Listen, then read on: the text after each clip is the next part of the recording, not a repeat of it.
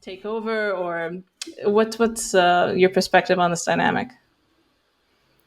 I think that intellectual legitimacy moves more slowly than intellectual quality, right? It is drawn towards it over time.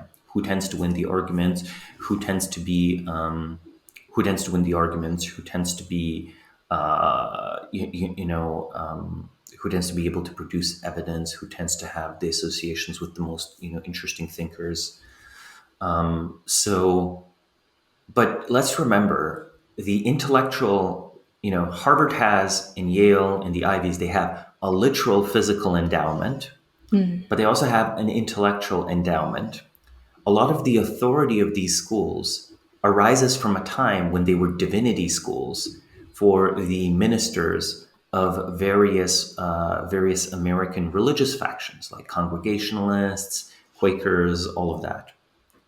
The fact that prestige survived from an era of a predominantly Christian society, even at times borderline theocratic, like New England was, to an era where it's not intensely secular, but it's definitely intensely post-religious, should cause one to be pessimistic about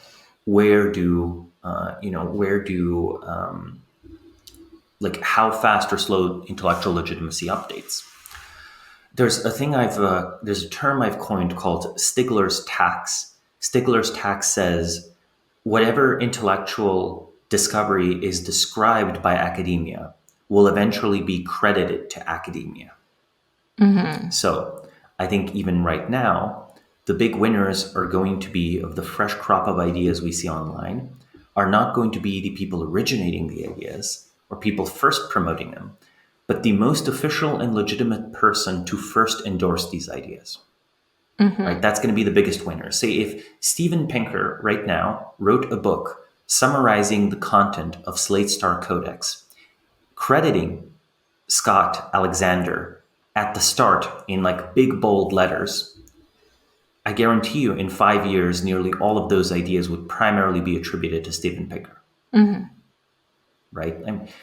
It's really hard to notice, say, there are things like this that have already happened, such as in the rationalist community, some ideas that Eliezer Yudkowsky came up with were later treated by, less wacky people, more academic people with the right PhDs and everything, who credited Eliezer Yudkowsky explicitly, yet they rose in prestige much more than Yudkowsky did, right? Yudkowsky kind of stayed at this level of let's call him a science fiction author rather than a fan fiction author, because I do think people treat him better than they treat a typical fan fiction author. Despite him coming up with a lot of these relevant ideas that shaped the so-called rationalist community, which I think is one example of an online generative space, right?